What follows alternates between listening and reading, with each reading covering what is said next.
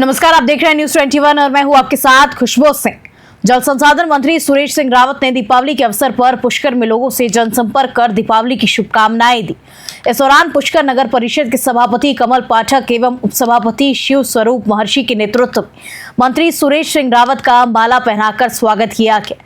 Cabinet मंत्री सुरेश सिंह रावत ने कहा कि दीपावली पर्व पर सभी पुष्कर नगर वासियों को शुभकामनाएं दी, साथ ही जगत पिता ब्रह्मा जी का आशीर्वाद दिया और प्रार्थना की बिना किसी विघ्न के विकास होता रहे। इस दौरान पुष्कर मंडल जिला मंत्री अरुण वैष्णव, पार्षद लक्ष्मी देवी, पराशर रोहन, बकोलिया सहित भाजपा कार्यकर्ता साथ में मौजूद रहे। पुष्कर से सीताराम गहलोत की रिपोर्ट। पुष्कर के सभी वासियों को, प्रदेशवासियों को दीपावली के इस पावन पर्व पर बहुत बहुत शुभकामनाएं देता हूँ।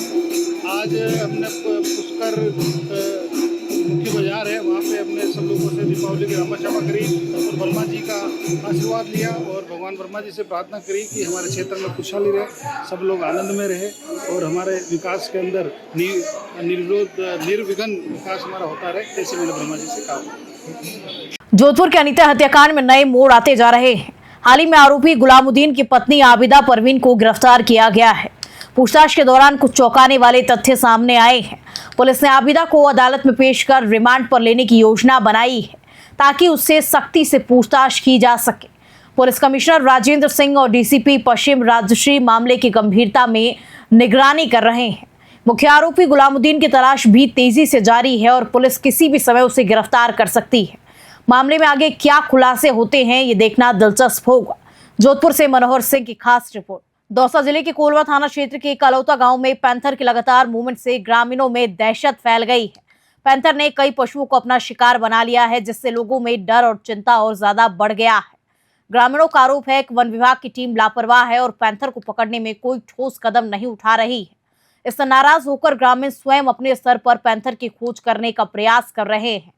वन विभाग की लापरवाही के खिलाफ ग्रामीणों में रोष बढ़ता जा रहा है और उन्होंने आंदोलन की चेतावनी भी दे दी है। कोलवा से गणेश योगी की रिपोर्ट। खबर जिला डीग से है, जहां शनिवार की शाम डीग भरतपुर मार्ग स्थित पुलिस लाइन के पास कार व मोटरसाइकिल की भिड़ंत में 25 वर्षीय एक युवक की दर्दनाक मौत हो गई। घटना की सूचना मिलते ही डीग कोतवाली पुलिस मौके पर पहुंचकर शव को कब्जे में लिया और पोस्टमार्टम के लिए शव को राजकीय चिकित्सालय की मोर्चरी में रखवा दिया है। पुलिस ने मृतक का पोस्टमार्टम करा शव परिजनों को सौंप दिया है। पुलिस कार चालक की तलाश में भी जुटी हुई है। डीग से पंकज शर्मा की रिपोर्ट। खबर दौसा से है, जहां 5 दिवसीय दीपोत्सव महापर्व के चौथे दिन घर घर गोवर्धन पूजा हुई। पूजा के बाद गोवर्धन महाराज की परिक्रमा की गई। सुबह से ही मंदिरों में ठाकुर जी को अन्नकूट प्रसादी का भोग लगाया गया, तो शाम को गोबर से बनाए गए गोवर्धन महाराज के दाल बाटी व चूरमा सहित अन्य पकवानों का भोग लगाया गया। गोवर्धन महाराज के जयकारों से मंदिर गुंजायमान होता रहा। दौसा से गणेश योगी की रिपोर्ट। जिले में गोवर्धन पूजा बड़ी धूमधाम से मनाई गई, जिसमें गिरिराज महाराज के जयकारे, पुंचरी के लोठा के जयकारे व चूरमा के पिंडा के जयकारे लगाए गए। औरतों ने गिरिराज महाराज के ऊपर ही आतिशबाजी की। गिरिराज महाराज की पूजा अर्चना जिले के अंदर शांतिपूर्ण रही और पुलिस प्रशासन का बाहरी सहयोग रहा। जिले के अंदर ना कोई हादसा हुआ और ना ही किसी प्रकार की अनहोनी हुई। डीग से पंकज शर्मा की रिपोर्ट। राजस्थान के टोंक जिले के बनेठा कस्बे में लोक देवता घास भैरू की सवारी निकाली गई। 1 दर्जन से ज्यादा ट्रैक्टर से जोड़कर घास भैरू की सवारी निकाली जाती है। मान्यता है ऐसा करने से बीमारियां दूर रहती हैं और अच्छी बारिश होती है।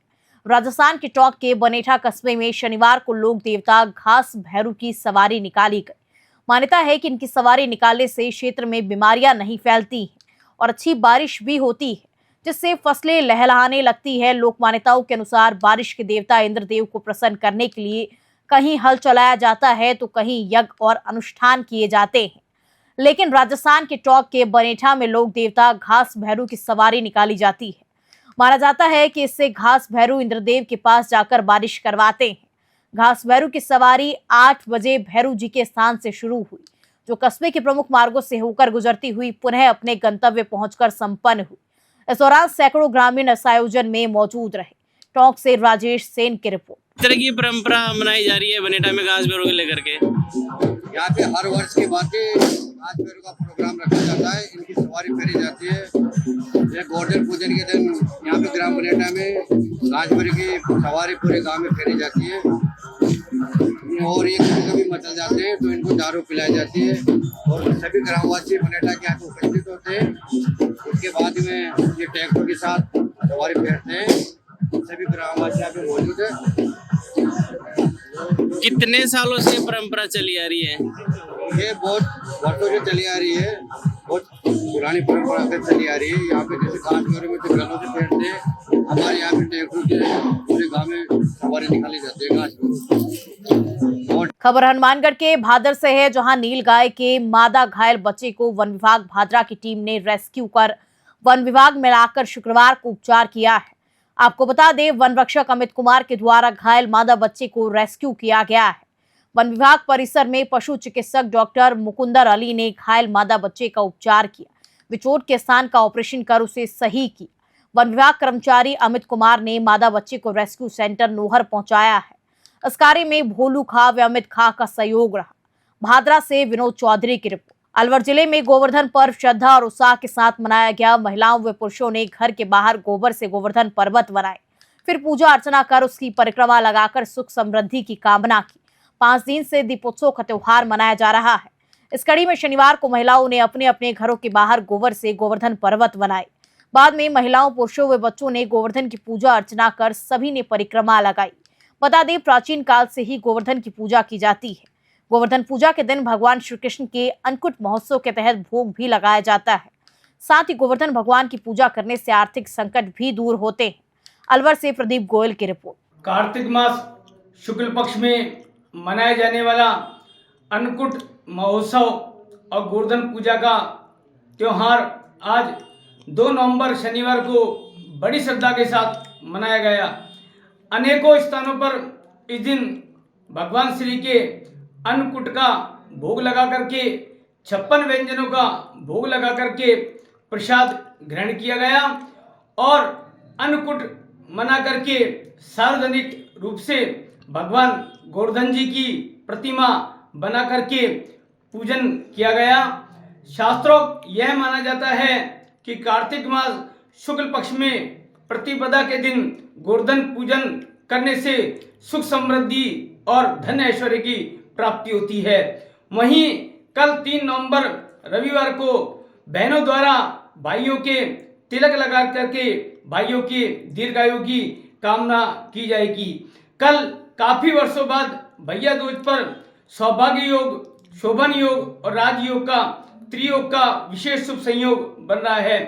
इन त्रियोग में भैया दूज का पर्व मनाने से सुख समृद्धि व धन ऐश्वर्य की प्राप्ति होती है।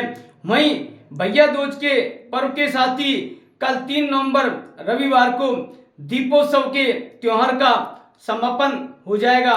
यह दीपोत्सव का त्योहार 29 अक्टूबर धनतेरस के दिन प्रारंभ हुआ था और कल 3 नवंबर रविवार के दिन भैया दूज के शुभ अवसर पर दीपोत्सव का यह त्योहार बड़ी श्रद्धा के साथ संपन्न हो जाएगा। खबर हनुमानगढ़ के नोहर से है, जहां ग्राम पंचायत सोनी में बंद घर में घुसकर चोरों ने लाखों रुपए के जेवरात चोरी कर वहीं नारियल में लिपटे शगुन के महज 70 रुपए भी चुरा ली। रोचक बात यह है कि चोरों को कम नकदी मिली तो उन्होंने दीवार पर ही लिख दिया कि घर में पैसे तो रख देते, कुछ नकदी नहीं मिली। नारियल के 70 रुपए मिले हैं, मेरी मेहनत बेकार गई। दरअसल गांव के मुंशीराम पुत्र मोजू राम लालर ने बताया कि उसका बड़ा भाई Balram Lalor Suratgarh thermal plant में सरकारी नौकरी करता है। वहीं अपनी लड़की की शादी की थी तो उस शादी में उसका पूरा परिवार 21 अक्टूबर को चला गया। 30 अक्टूबर को गांव लौटा, मुख्य गेट का ताला खोल अंदर गया तो हतप्रभ रह गया।